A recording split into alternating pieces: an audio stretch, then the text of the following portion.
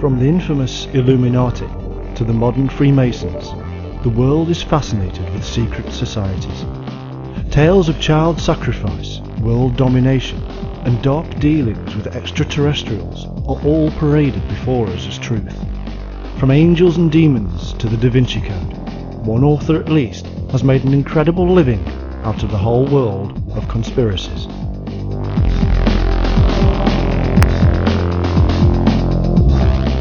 The New World Order, famously penned by the science fiction writer H.G. Wells, has become a reality in the minds of millions, and today its leaders are even believed by some to be reptilian shapeshifters themselves, undermining the governments of church and state. They adhered to secret forms of communication, had rituals, and were aggressive in their rise to power, spreading the word of their God far and wide.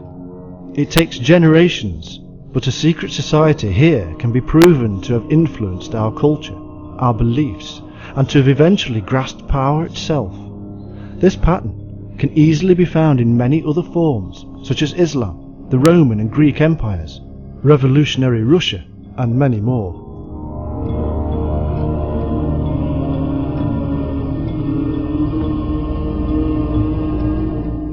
In order for us to truly comprehend the whole picture, we have to stand back from history, religion, and political beliefs. We have to be neutral, neither fulfilling some fantasy that Blofeld is sitting in a large metallic room stroking a white cat and plotting our doom, nor being so naive that we do not believe men in power grouped together. Men have always grouped together for strength. It is an evolutionary device and a powerful energy within us. So also do greed, envy and lust surge through our veins, and to deny them is to deny our nature, but to understand them and find balance in strength and compassion is a virtue.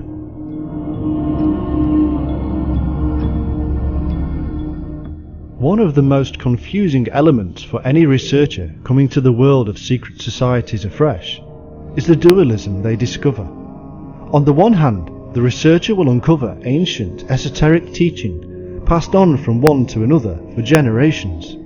On the face of it, this teaching appears worthy and holds great psychological and spiritual truths.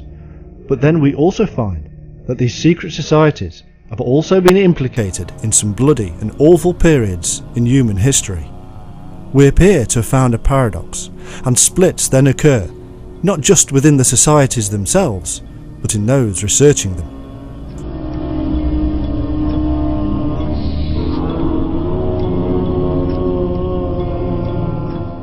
Following many years of research into the mind of man and the history of his actions, I am of the opinion that this paradox can be explained simply. It is the nature of man, emerging or manifesting itself within the group. All men are divided within themselves, so our ancient texts and even our modern psychologists tell us. This division is communicated to the wider human body, the society. This is the reason that Democrats and Republicans, who both want similar ends, find themselves on opposite sides of the political divide. In such divisions in our society, we see the duality of the human mind revealed before us in often graphic terms. Secret societies gather these divisions together. After all, Democrats and Republicans are Freemasons.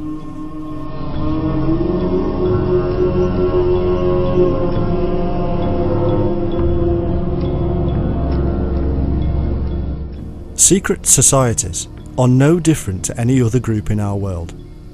They have a hierarchy of control. They have community-spirited events and rituals. They hold a series of belief systems just as any religion or political party. But the big difference is that they keep their hierarchy, events, rituals and belief systems a secret. They hide them in code, cipher and symbolism, and it has been this way for millennia, for it is also a part of our nature.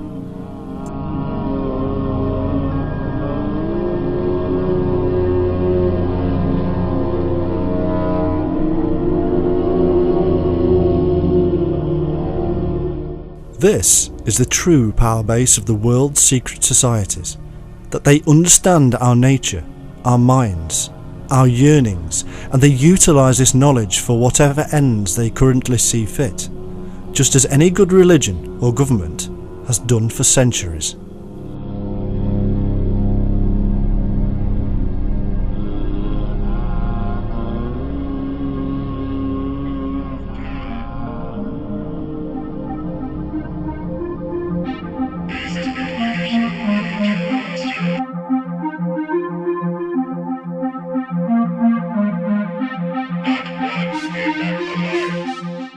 Such knowledge has been handed down within the group ever since it was discovered, but other forms of knowledge were also passed along.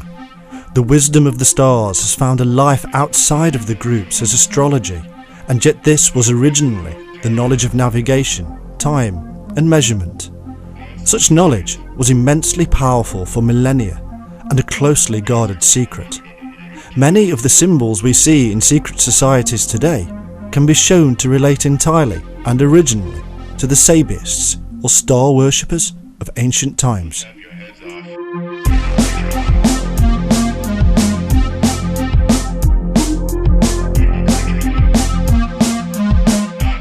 It was the stars and planets that guided them safely to wherever they needed to go. It was the sun that gave them day, and the moon lit up the night. By knowing the progress and position of the heavenly bodies, man could measure time and distance. To ages that did not have the clock, satellite guidance systems and cheap flights, these were matters of survival, and because of this, they were jealously guarded and secret groups emerged.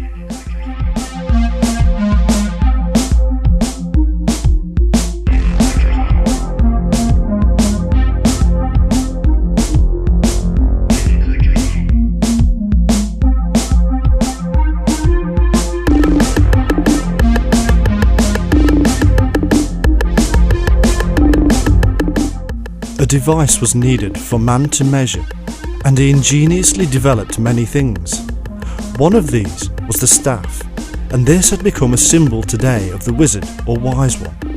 Seen in the hands of the druid, the priest, the augurs, and in all manner of ancient depictions, the staff is a marker for us today of one who in the past held great knowledge.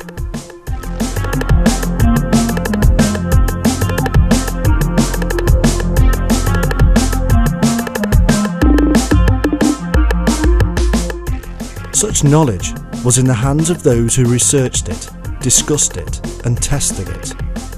These were people in ancient times who needed time to consider these things. They needed to be free of the usual day-to-day act of surviving, and so they were special people, set apart from society as a whole and housed in comfortable surroundings. The life of the community depended on these shaman and wise ones. These were the priests, casting their gaze towards the heavens, predicting events, guiding the people. For they had the knowledge of the heavenly host.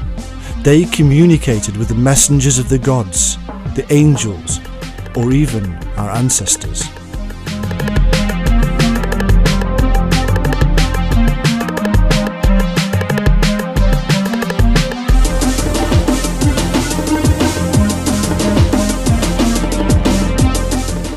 Folklore, fables and legend have since erupted around these special people. Today, we can believe almost anything is true of them rather than see the basic physical realities of life. The truth is that these early people were very clever and very in tune with nature and its measured cycles. Their knowledge was so powerful that tribes would often fight to steal one another's holy men.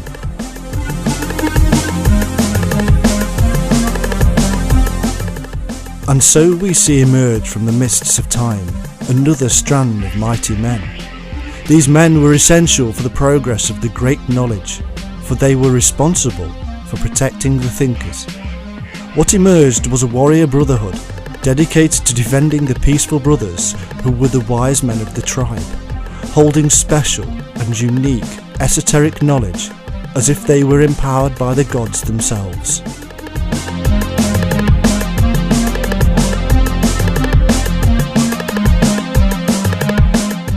Yet again, around this warrior brotherhood would wind the serpentine spiral of symbolism, which in later years would hide their true purpose. The eventual knowledge of these groups would be deemed sacred and protected. Whether it was practical methods of survival, navigation, measurement, or psychological and spiritual inner wisdom, it would become the ground plan for future secret societies, and as populations grew, it would bestow great power and danger upon them.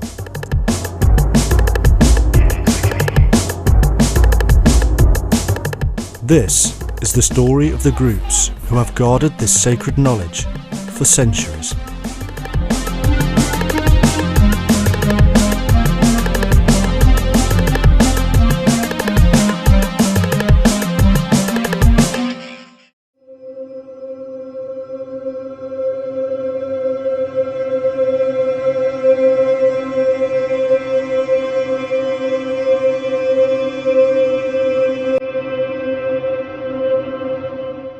From ancient times, there have been tribal priests and warrior elites to protect them and the people in general. In Persia, the Magi watched the stars and worshipped the sun, just as in Europe the Druids were the wise priests. In Egypt, Greece, Rome, India, and almost anywhere else we can imagine, the same process is to be found. A priest worshipping, mapping and measuring via the heavenly host, and a warrior class offering protection.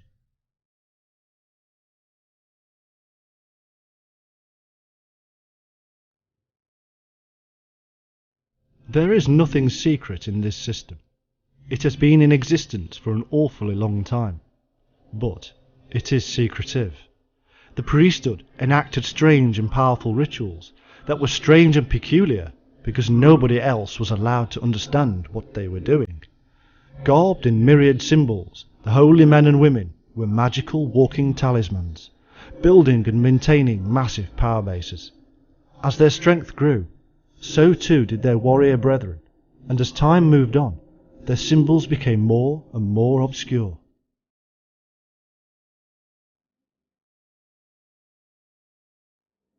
There was always an opponent, and not always from outside of the immediate tribe. The main adversary was often the king or queen, who throughout time, from Akhenaten to Henry VIII, have done battle with the priesthood. The royal claimed divine power in the name of God, and yet the priesthood were the voice of God. Somehow they had to work in unison, and around them grew intermediaries. These were very much like our modern day civil servants, running to and fro between departments.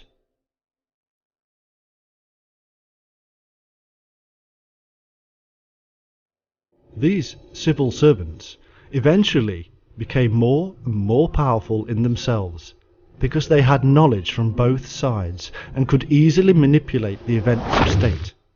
A secret society was born. Based in the knowledge of rulership from the kings, the immense power of the priesthood, and with the ability to manipulate the military, these civil servants rapidly became the real power base. And it was from within this middle ground that the secret services also emerged.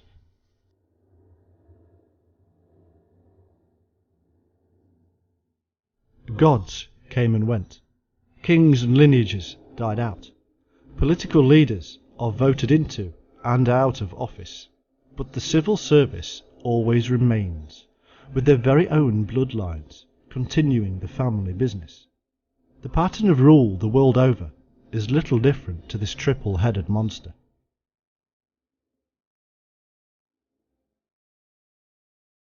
We have a leadership which from the earliest times was based on the royal dynasties, but in modern times has become more secular and politically based.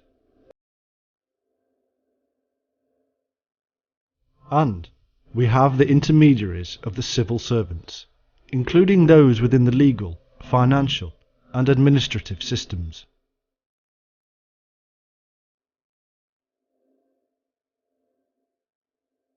Somehow, all of these elements had to work together. Somehow, a common ground had to be found, and it was.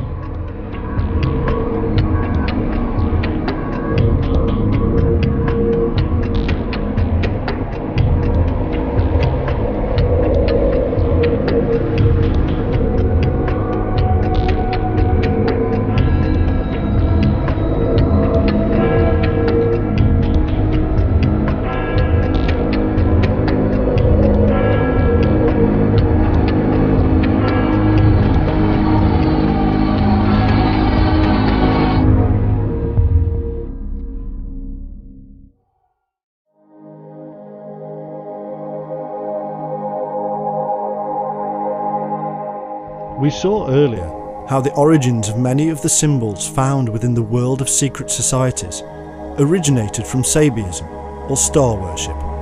The name Tzaba, in fact, derives from an armed troop of Chaldea, and may mean many baptisms.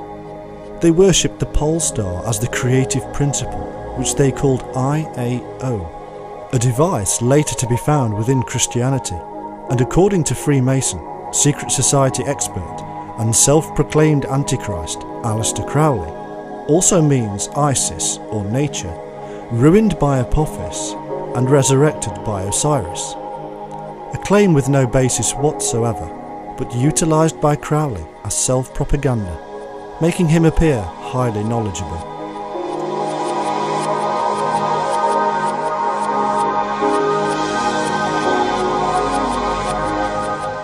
From this very early time, the worship of the stars was akin to and mingled with nature worship. As part of this, rocks and stones were worshipped and used as both products of the Earth Mother and as gifts from the skies as meteorites. The altar stone, the column, the pedestal were all forms of the divine, and eventually large Bethels, or houses of God, were erected across the world, tapping the divine energy.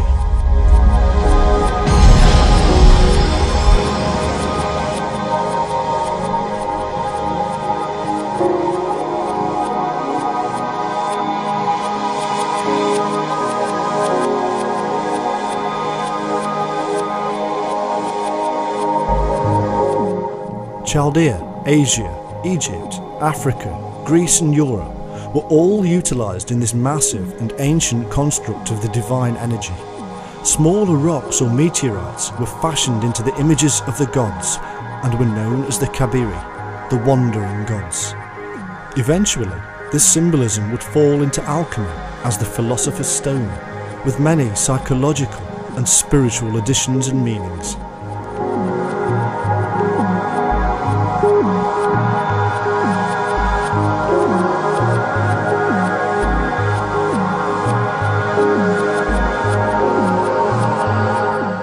All these gods were in truth representations of the god of light, known from the Egyptian priest to the Druid, and which later became Lucifer, the fallen meteoric angel of light himself. They numbered 7 like the planets Saturn, Jupiter, Mars, the Sun, Venus, Mercury and the Moon, a number which also related to the number of colours which make up white, the colour of purity.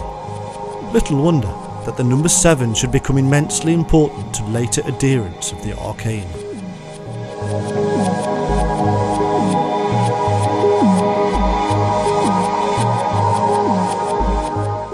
In truth, even the mother of Christianity, Judaism, was awash with the worship of stones and stars, worshipping the Bethel stone in the Temple of Jerusalem as the Messiah itself. These Bethel or Bethel stones were to be found far and wide, and were often encased in arks made of holy wood from nature, symbolising the stairway or ascent into the heavens. At the Kaaba in Mecca, the holy meteorite is sacred to Islam to this very day.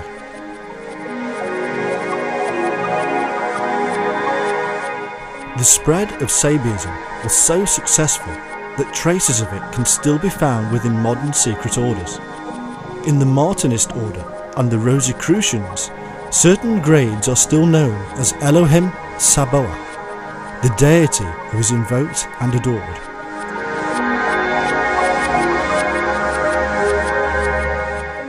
The Hadirant says, "I am the solar fire, pouring forth its beams upon the lower world, life-giving, light-producing." In fact, in their magical ceremonies, all modern secret occult orders are said to awaken and reawaken powers by means of invoking planetary and elemental spirits using potent divine and secret names.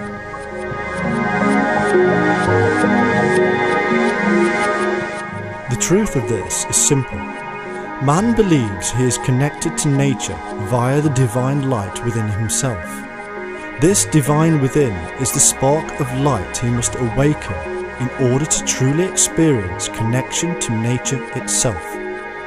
Over the course of time, the mind-bending altered states of consciousness required to raise this energy were employed and kept strictly secret.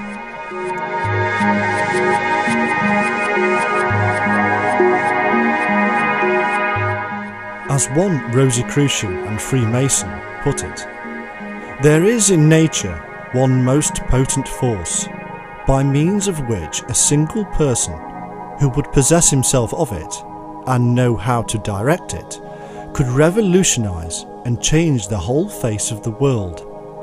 This force was known to the ancients, and the secret is possessed by the secret schools of the present day.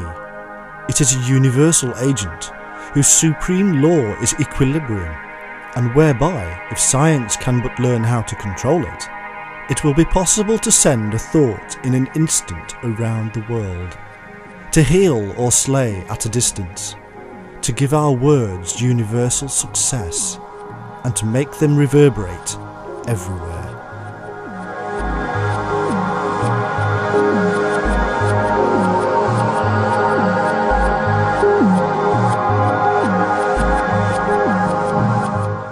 This kind of mystical language speaks of power unknown by most ordinary people.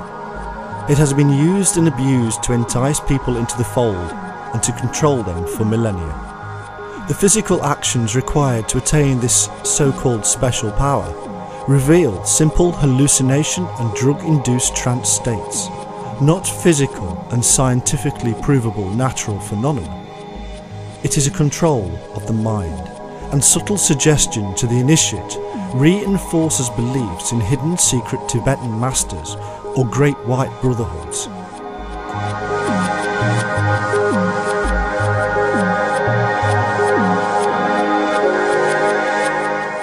Intoxication, rhythmic movement, meditation, fasting, sex and pain were all utilised to force the mind to alter its state of consciousness. This is a universal device that spread across the world and is found in most secret societies, either practiced or symbolic in rituals. From the drunkenness of Dionysia, the orgies of Menades, the shedding of blood widespread in Asia Minor, and the Gauls mutilating themselves with their own swords, to the Christian crucifixion, the flagellants of the Middle Ages, and the dervishes and fakirs of the Middle East, all are attempting to gain wisdom and special secret insight.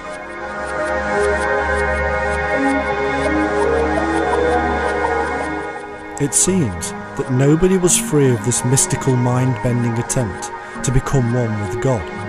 Even Gnostic sects mirrored their Sufi Islamic counterparts and participated in self-abuse.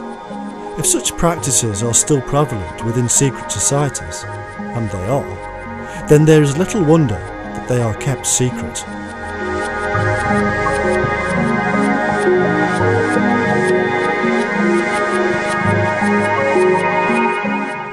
Incredible ceremonies can be found in the mysteries of Eleusis, the esoteric, secretive world of the Greeks. In fact, these secretive ceremonies originally derived from ancient Egypt, predating 1500 BC. In one such ceremony, the sacred phallus was erected, a device we know to have originated from Egypt due to the evidence of Clemens of Alexandria.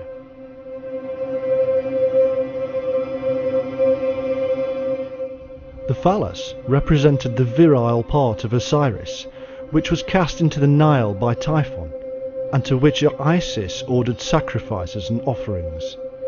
It is in fact the IAO, or creative principle, worshipped from the very beginning by the Sabaists, pointing upright to the pole star, and hence perfect balance.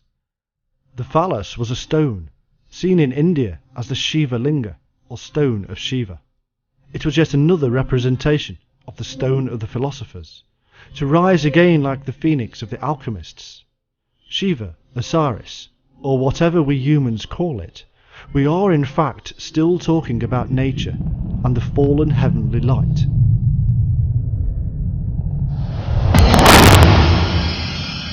Elements of all this, and much more, spread abroad and through time, and can still to this day be found within religions and secret occult orders. To go through them all would take forever, but what we have found so far can be broken down simply. The stars and planets were worshipped because they directed man. They offered him a means to measure and rule, a way to navigate and to tell the time of day and year. This heavenly process gave rise to the tales of Osiris and Isis, and much more. The sun and the moon and the cycle of life measured out by the gods. This powerful knowledge was jealously guarded.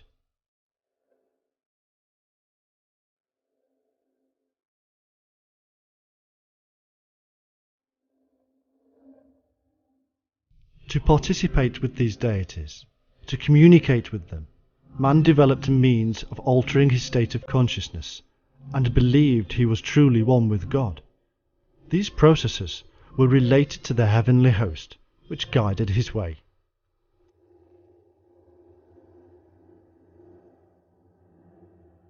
The priesthood, who understood and developed this knowledge, were powerful, but required protection, and so elite warriors were developed and fostered. The royalty used the tools and power given to him by the gods via the priesthood, but a clever balancing act was required between the priesthood, royalty, and military, and so intermediaries in the form of civil servants were created.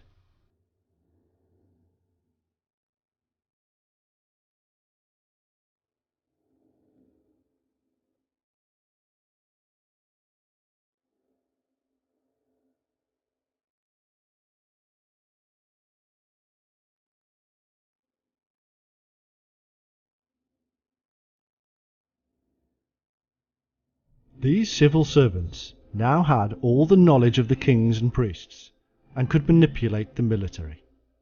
The historical stage was set for a series of plays that would often end in bloodshed and revolution. It was led by an underground stream that crossed the outward religions of state.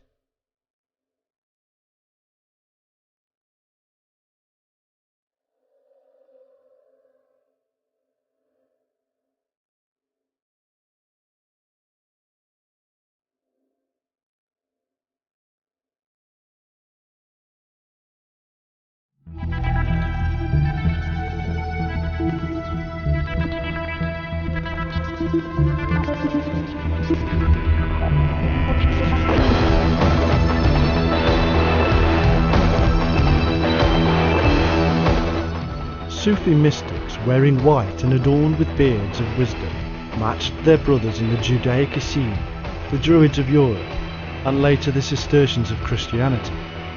Each one sought out the divine light within, whether under the cover of Islam, Christianity, Gnosis or paganism, terms that are often more modern than not. Each one held sacred the light of the divine, and utilised methods of raising the energy of light within themselves, which they symbolised with the serpent. And each one had a knowledge of the stars, navigation, measurement, and held sacred rocks and stones.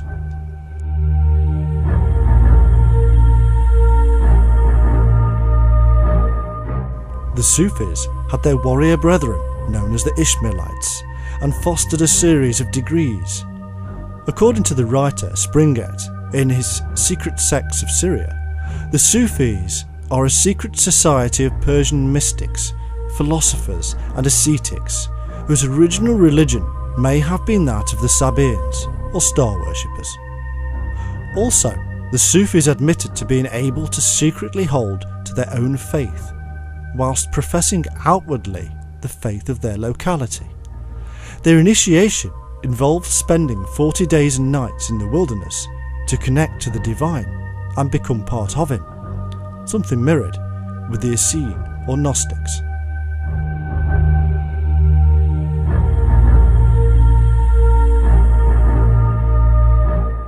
The Essene, or early Gnostics, worshipped their heavenly host and were protected by the Chassidians, an elite fighting force known as the Knights of the Temple.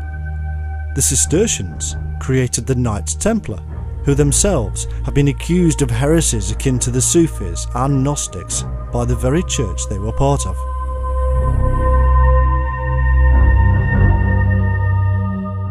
All these groups and more, such as those of India, meet within a framework I myself was informed of by a man known to me only as Brother Wan, and who claimed to be a member of an underground stream that knew no boundaries of religion and state. This framework I have checked and cross-referenced and found to be true. That where we find a peaceful brotherhood matched with a warrior elite, we shall also discover that their dress shall be white, that they shall wear beards, that they shall hold a secret knowledge of the planets and stars, and that they shall be mystically inclined. These, I was told, would be the clues to the outward elements of the sacred underground stream that still exists to this day, and that influence society on levels we can only guess at.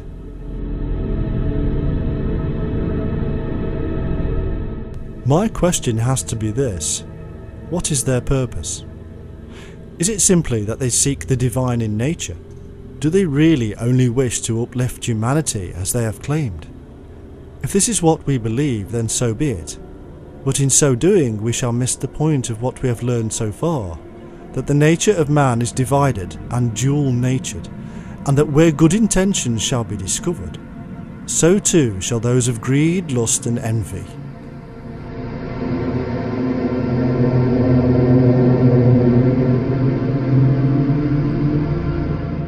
History tells us that Sabiism spread across the Middle East, taking with it concepts of the divine light within man himself. We then discover these elements emerging in the strange, non-biblical writings known as the Lost Gospels, and which in fact came from the infamous Essene or early Gnostics who worshipped the serpent and the sun, or light. And from these we find that alchemy and groups such as the Cistercians and Templars kept the secret beliefs alive within Christianity, meeting up again later during the Crusades with the Sufi and Ishmaelite brethren, with whom historians agree the Templars seem to be very friendly.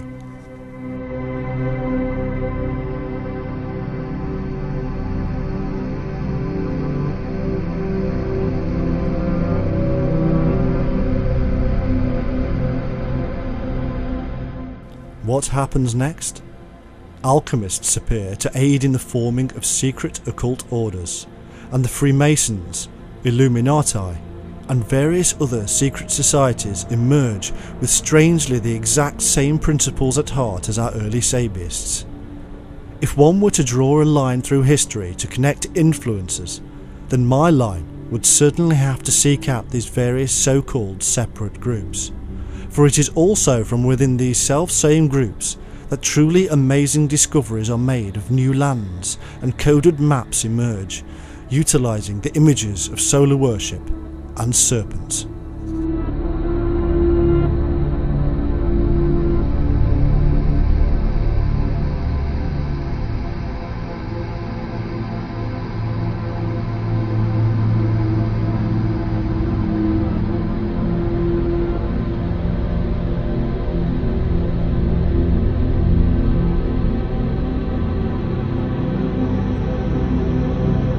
All this originated with Egyptian priests who formed a confederation of philosophers who united in the study of the art of governing man. The knowledge of the Egyptian priesthood was truly immense. They were masters of astronomy, botany, chemistry, and accumulated great libraries of sacred books.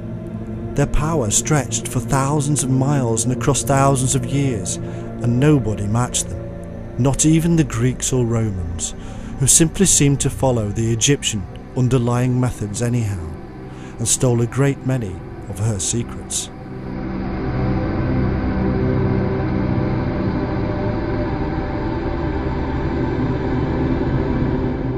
Almost all the mysteries can be traced back to Egypt, where the initiate into the temple underwent similar processes as modern occult secret societies. First, they were subjected to horrifying trials by darkness, fire and water, long fasts and trance-induced visions. If they survived and remained sane, then they were admitted into the priesthood. Hallucination was paramount in their work, using opium, datura, henbane, hashish, cinnamon and laurel to form vapours which caused frenzy in the initiate.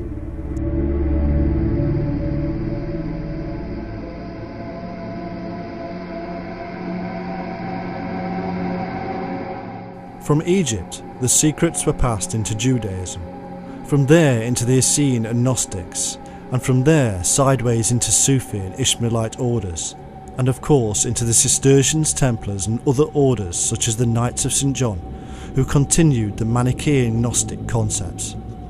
Next, the secrets just happened to appear within the world of the alchemists and Kabbalists, and from this mix came forth the mysterious and occult secret societies of the 16th, 17th and 18th centuries, and which today culminate mainly under the flag of Freemasonry. Today, this is the world's largest secret society, and is literally a sacred Egyptian order.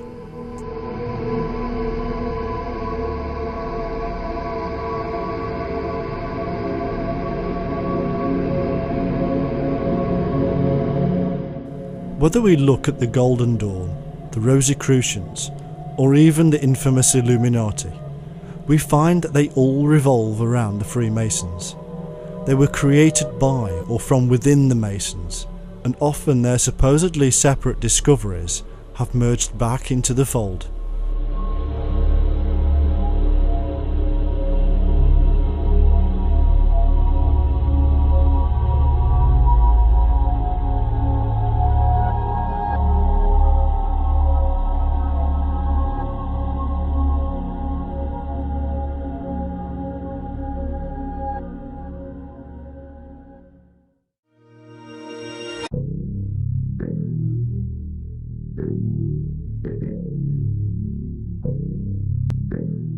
And so, we have a modern, worldwide secretive brotherhood, outwardly claiming fraternity and equality, being the culmination of millennia of mystery traditions and vague to say the least about its own origins. Most of those who have made serious studies of the rituals and symbols, beliefs and traditions within the Masonic Lodge have come to the same conclusion, that it is a continuation of the underground stream that has gone through the various periods of world history, as we have just seen.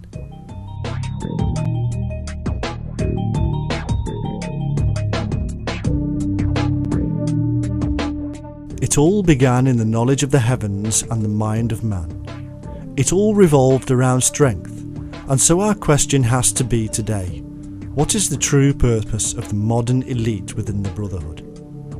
Is it truly one of charitable works? Yes. Does it still maintain ideas about reaching the divine in balance and wisdom? Yes. Is it an organisation seeking influence and power? Yes. Has it been involved with revolution and scandal? Yes.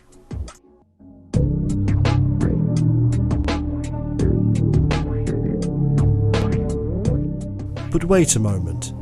Surely, if Freemasonry were truly a continuation of the ancient secretive occult groups, then somewhere hidden within its folds would be the Illuminati, or the illumination of the self. This mysterious energy which is supposedly reignited by adepts. Well, we need to delve a little to discover whether this is true.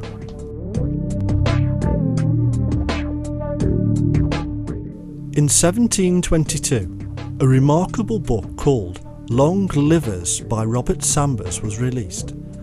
The book was a treatise on universal elixirs and was dedicated to the Lodge.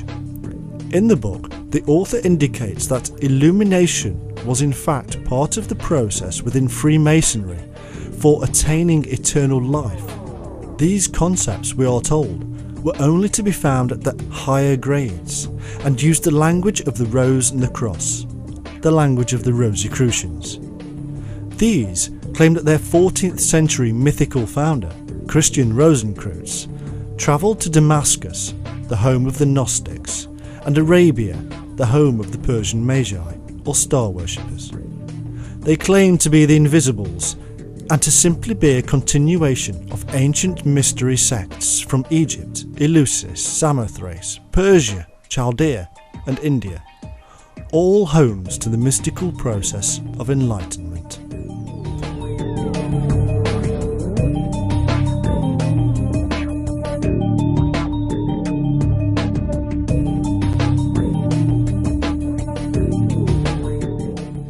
To the realist, or the man who maintains a classical Newtonian world of physical truths, these concepts of achieving enlightenment through drug or physically induced methods can seem quite mad.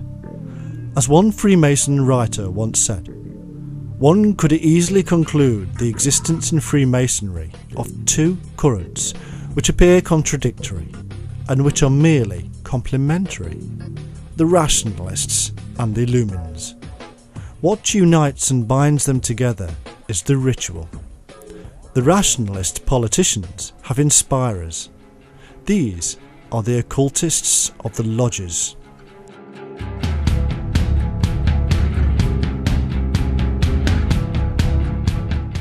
And so we are told that Freemasonry is quite aware of these two worlds, the logical, political and protective world of the ordinary Mason, and the inner sanctum and spiritual world of the mystic. Freemasonry has such power and strength today that it can easily support millions of individuals if it so wished. It can also spread the word and propaganda around the world faster than almost anybody else.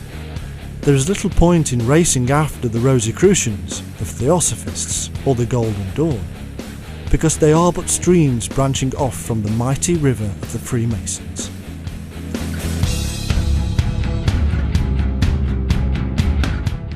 One proof of this statement can easily be found when we take a look at Theosophists. In an article entitled The Anatomy of Revolution by Dargon, we find the following statement. The Theosophical Society was founded by Madame Blavatsky, who was employed as an agent of the Carbonari, which she joined in 1856. The Carbonari are a branch of the Freemasons, and Blavatsky herself was an Oriental Freemason, and working for so-called hidden masters who directed her will.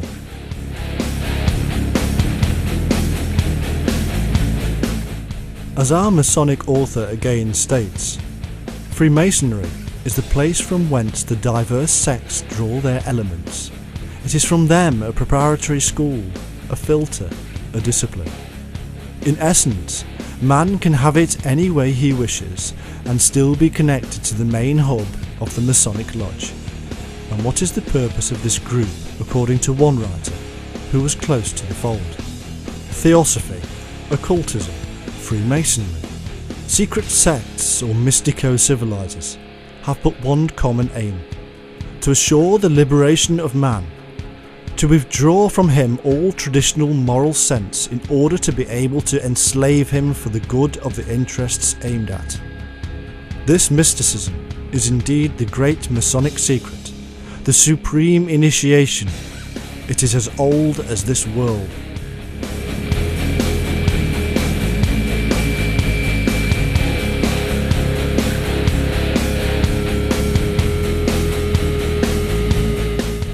In 1822, the Prime Minister of Austria addressed the Russian Emperor Alexander with the following stark warning: "These societies are a malady which eats into the social body in its noblest parts.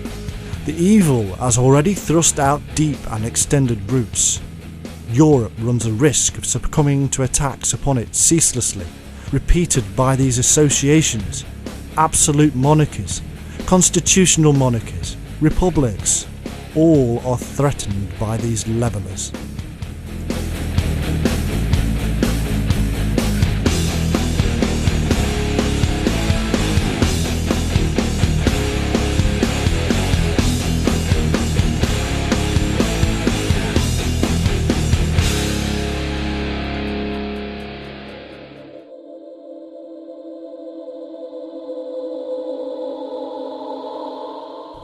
Following these warnings, the revolution in Russia became a reality.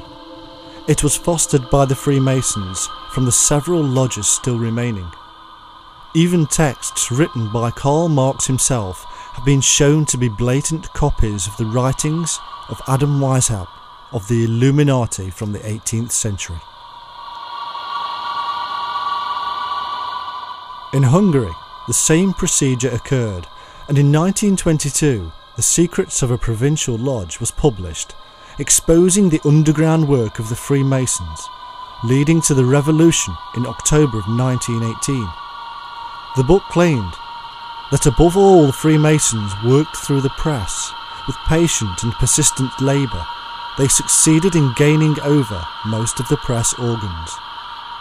They also aimed at the professionals, schoolmasters and professors, hoping to take control of the minds of the youth. They succeeded.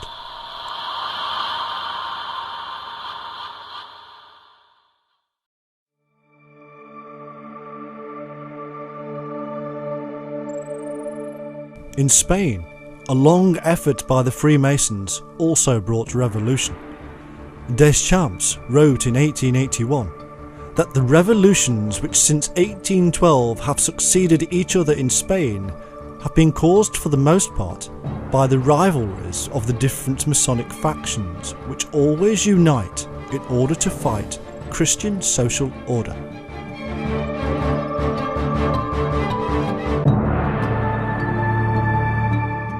It began in 1728, when a delegation from the English Grand Master opened a lodge in Spain.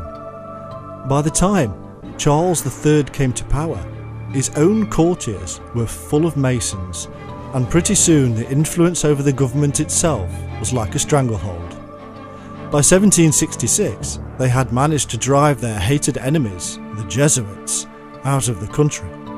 By 1812, the Catholic and royal power base of Spain had become servile to the people, with real power being held by the Cortes of Cadiz, a Freemason constitutional government. By 1830, Freemasons held almost all positions of power, including over 5,000 officers in the military, and by 1868 they had created revolution against Queen Isabella, who was deposed and fled to France.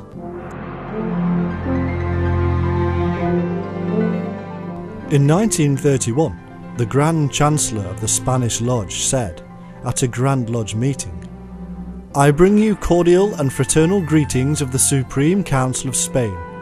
We have now the Republic. We have 6 Mason ministers, about 20 Mason high officials, and more than 120 Mason deputies in the Constitutional Chamber."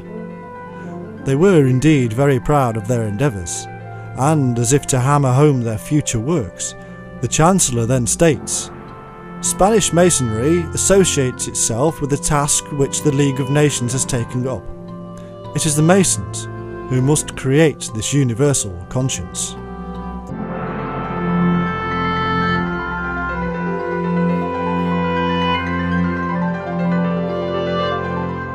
Later, the League of Nations would become the United Nations, and would itself be full of Freemasons in positions of the highest authority.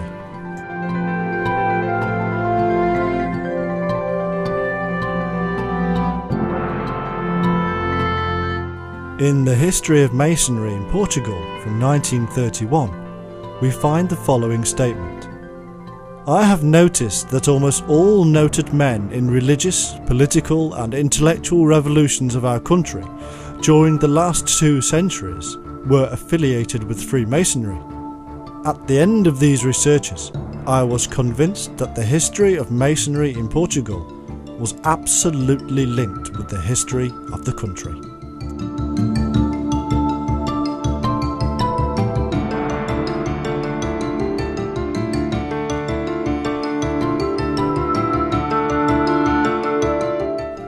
These tales of Masonic power struggles in Europe can go on and on, from Italy to France, Great Britain to Russia. For instance, in 1903, a Freemason had created the International Court of Justice. By 1917, Freemasons such as Libet and Mioni were setting up the League of Nations.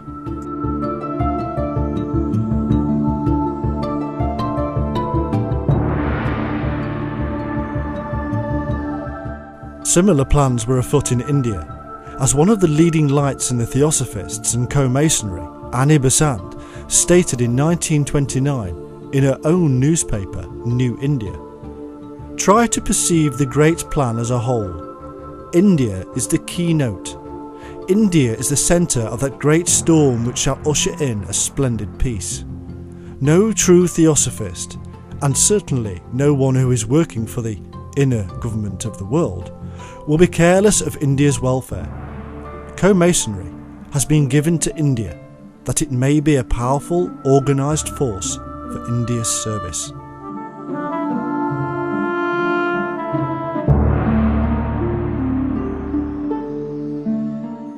To aid in the rise of India and the expulsion of the British Empire, a secret, hereditary group of assassins known as the Thuggis were employed.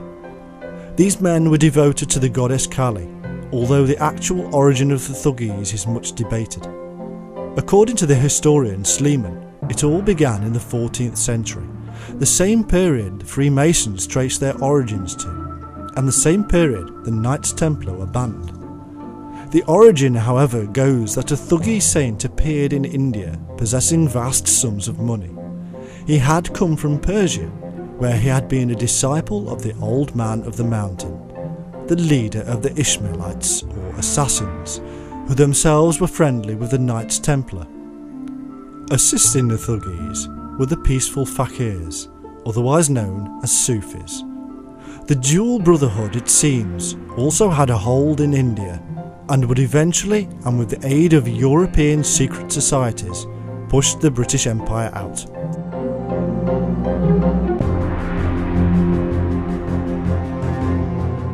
The clever thing about the Thuggis was that for centuries they had been like secret service sleepers, existing as part of society with ordinary lives and jobs, until called upon to rise, then seeping back into society and passing on their secret trade to their children. It seems there is little difference today with the many terrorist groups across the world.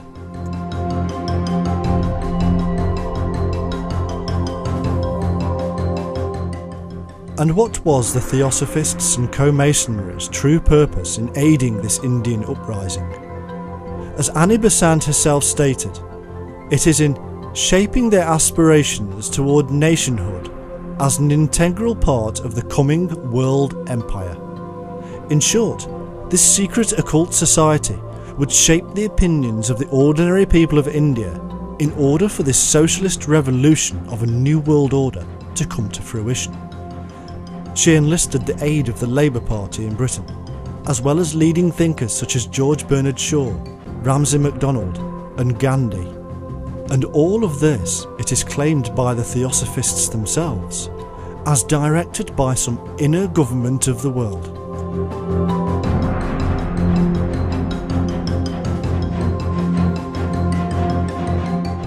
But is there a main centre to this web?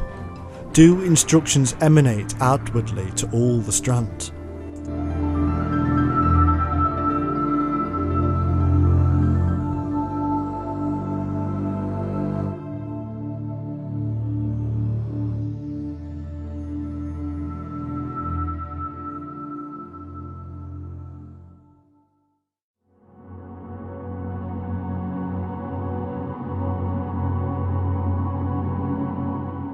The facts are that Grand Lodges have spread into other nations and planted their systems of growth and control so successfully that the history of the world cannot be written now without their involvement. However, even the Masons admit that over time the forms of Masonry became divided. French Mason Albert Lantoin said, "The ancient chain must be soldered again, which in making the order more powerful would allow it to influence, in a humanitarian sense, the politics of rulers."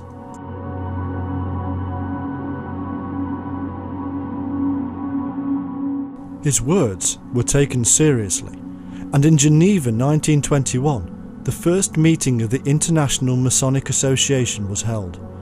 In 1922, the orator of the Grand Lodge of France at the IMA meeting stated, "My brother Masons, my hope is that Freemasonry, which has done so much for the emancipation of men, and to which history owes the national revolutions of 1789 and 1871, will also know how to make the greatest revolution, which will be the international revolution."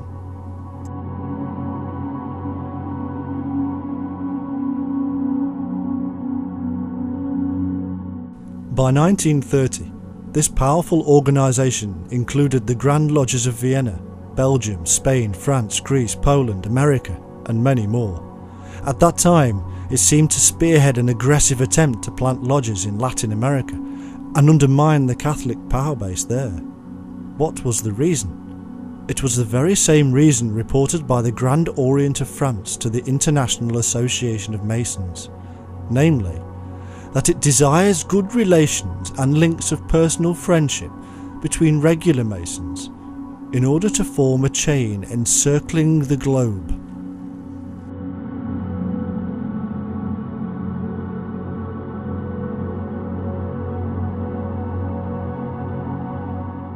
Even Islam was not free of Masonic intrigue. In Turkey, revolution was sparked by the Freemasons, who had become acquainted with the Turk militarist revolutionaries, and by 1908 they had deposed the government.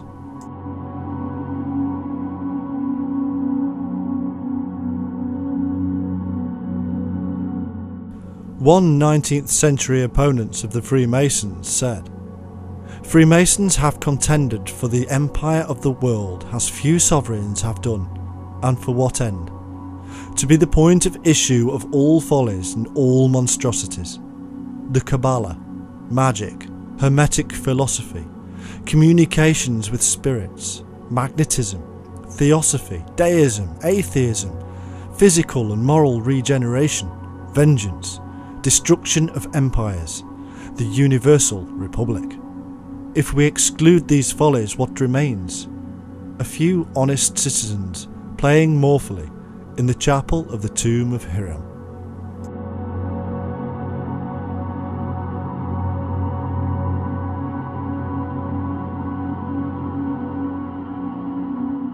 Today, there are millions of honest citizens playing in the tomb of Hiram, blissfully unaware of the massive game they are part of. I have been asked on several occasions to join by people I respect greatly, but I always refuse because I wish to be bound by no statutes or regulations other than those from which I cannot escape. However, as a man who does not believe in divine rule nor religious control, I can see why so many revolutionaries of the past have been tempted.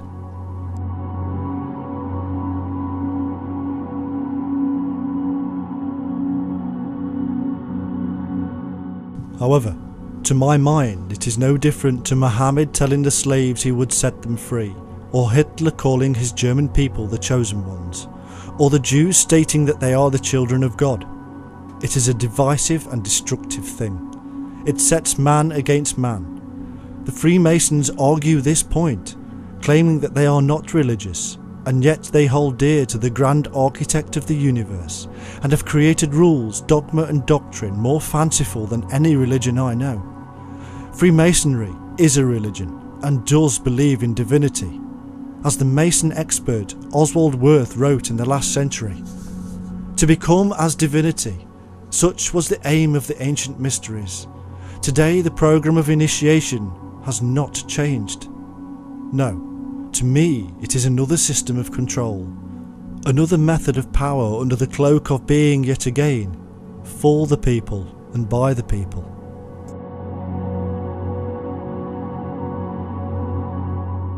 The facts speak for themselves.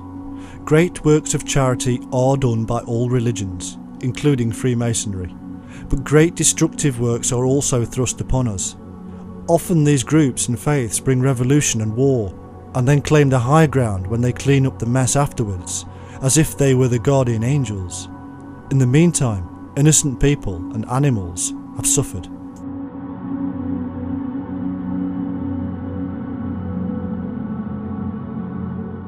The editor of the International Review of Secret Societies in 1934 wrote, "The Mason official does not impartially fulfill his duties. He places his public authority at the service of his secret chiefs. The Mason judge is not free. He is obliged to submit to fraternal pressure." There is nothing different today. No rules or regulations given by the Grand Lodges has changed this sentiment. The laws of nations may not allow for such intrigue, but the Mason, who is the judge, political leader and company director, does not need to worry about such things. I have personally been offered help by individuals who are not only openly Freemasons, but also secretly members of certain Sicilian families. Such offers are always rejected out of hand, because it is a proven method of enticing people such as me into the fold.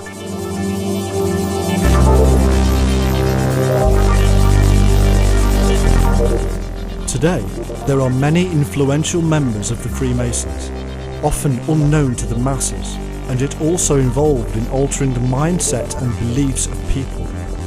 In the 1980s, a huge book, The Holy Blood, Holy Grail, was released and caused a massive stir. Michael Bagans, one of the authors, is not only a Freemason, but edits one of their magazines.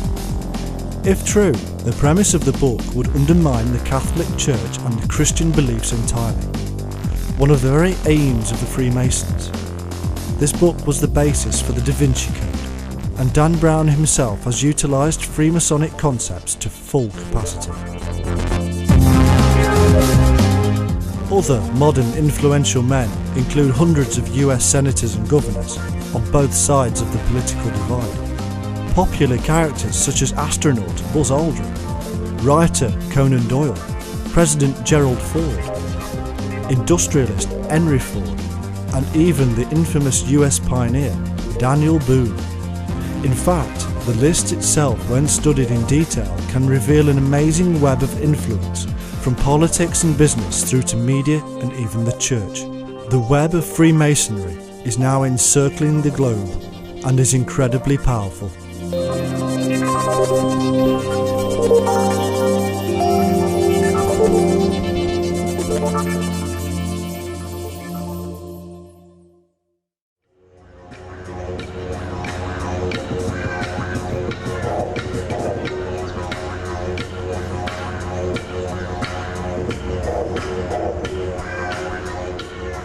I recently visited Sydney, Australia, with the television reporter George Knapp from Las Vegas and Daniel, my Australian guide and friend.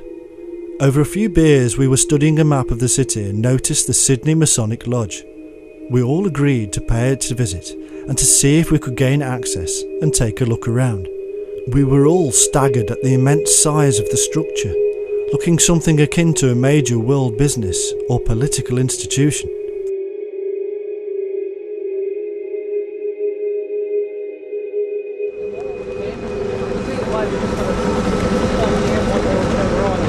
This all looks okay. Less people, more spread out.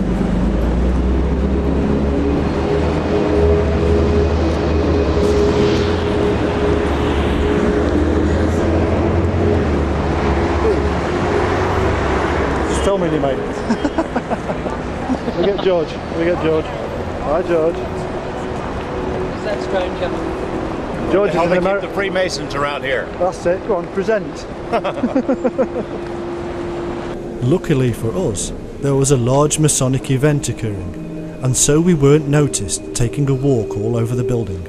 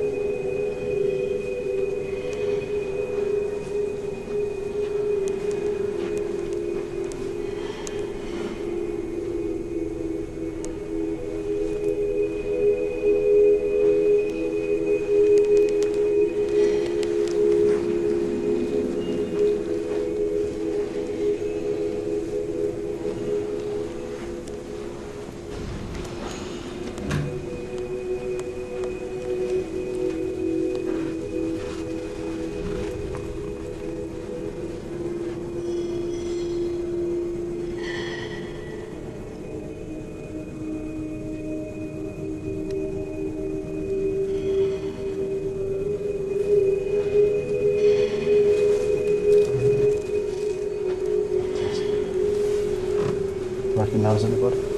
Nope, the gang's not here. Oh, They just fill the wives in.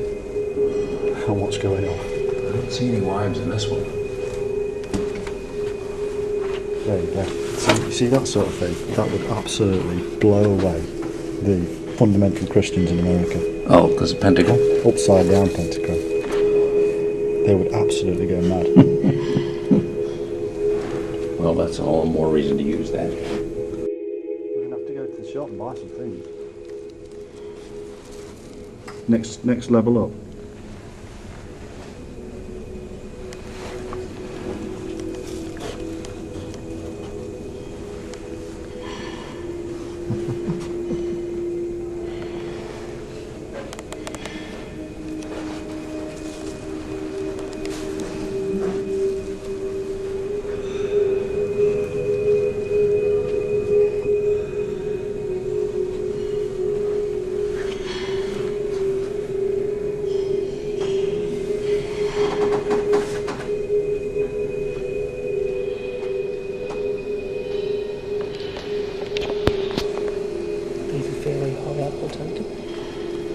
Yeah, you only get an apron when you're accepted.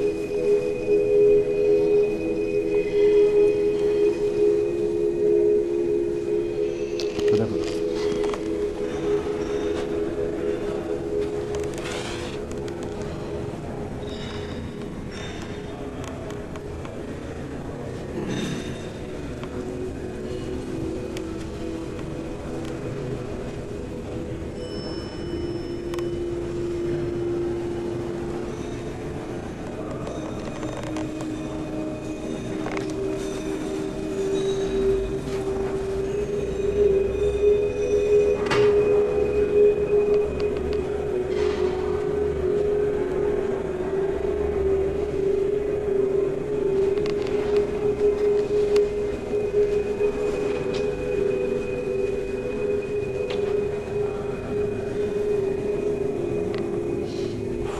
$10. Oh, yeah. Cool, I've got one.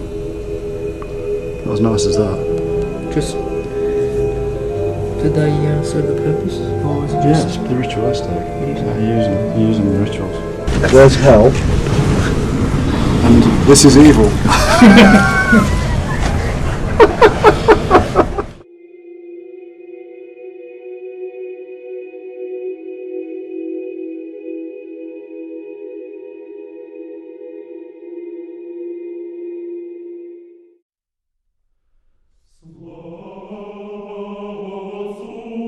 From the earliest of times, the secretive orders have been involved in the worship of nature and the stars and planets.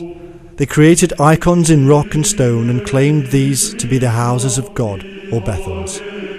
One location made famous by the Da Vinci Code is Roslin Chapel in Edinburgh, Scotland.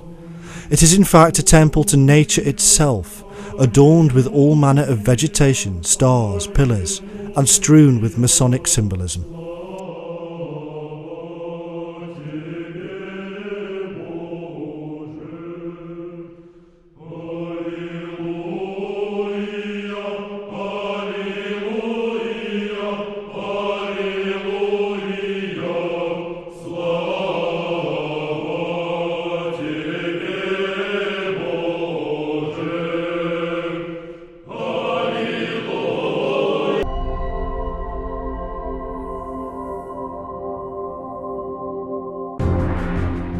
These workers in stone are known by one word: Masons.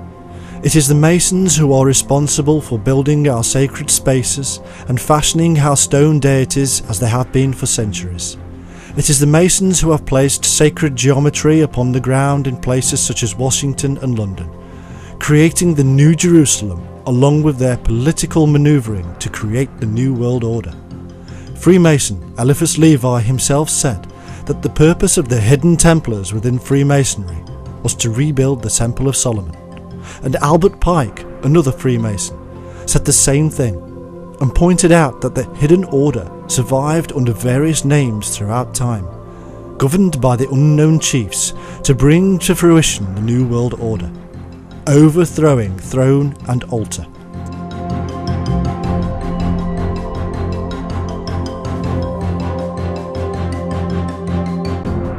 Also from early times, the worship of the light was of paramount importance and became known as Lucifer, the light bearer.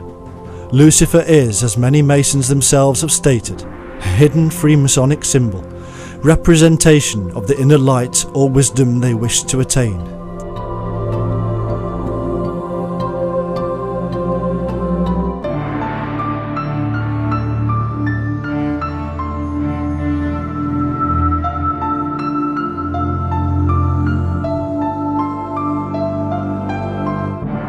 A reflection of the purity and light of the individual, as we learned earlier, was the wearing of white, from the Sufis to the Templars. Today, wearing all white would not be practical, but the most important item of clothing for the Freemason is the apron.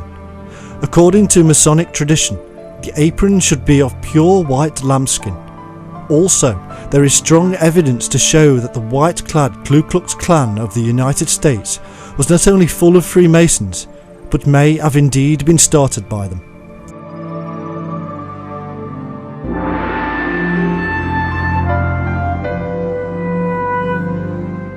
As for beards, well, the very first degree of the Freemasons tells us that the precious anointing oil ran down from the head to the beard, even Aaron's beard, and that this oil was used for burning to reveal the light. The beard, we are told, should be a symbol of true wisdom, from the light within, and even the high priest Aaron was to receive this wisdom. Later, in medieval times, it was only the master mason who could sport a full beard, revealing his status as the wise one. According to the writer known as Dargon, in The Patriot of 1922, here we must note that there has always been among the arcane societies a dual movement, on the one hand mystical, on the other political. Such esoteric bodies as the Fraternity of the Rosy Cross, the Martinists, the Swedenborgians and Theosophists have consisted, no doubt largely, of harmless enthusiasts to whom mysticism or magic appealed, but they have also been used as the cover for political intrigue and as a net wherein to catch, test and select persons who could be used for subversive ends.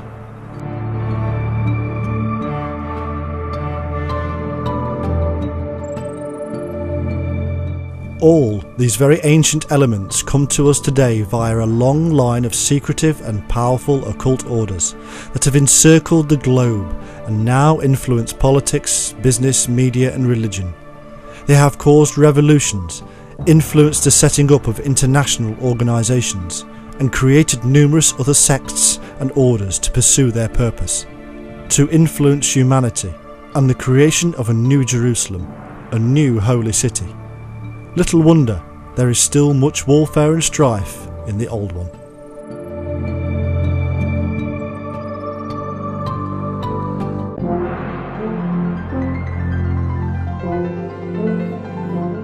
The long line of the secret unseen hand is quite clearly alive and very, very powerful to this day, deep within the brotherhood we know as the Freemasons. These brotherhoods do not care what state you are from. They do not care what religion you are. They work under the auspices of a Supreme Father, the Grand Architect. It is a unifying creed, a utopian ideal that is detested by fundamentalists across the world.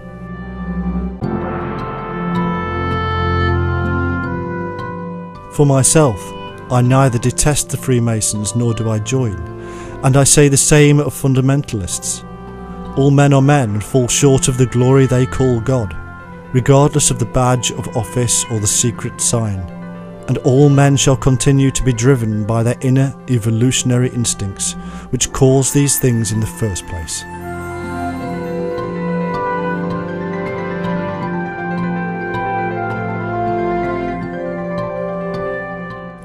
The difficulty comes when we have to decide who do we believe. Should I defend the traditional values of church, state or royal lineage? Or should I side with the revolutionary factions and support a new world order of socialism? The fact is, the choices are already made, and we, the masses, will be manipulated once again to march off on a holy crusade, just as we have for countless generations, marching to the beat of the ruler's drum.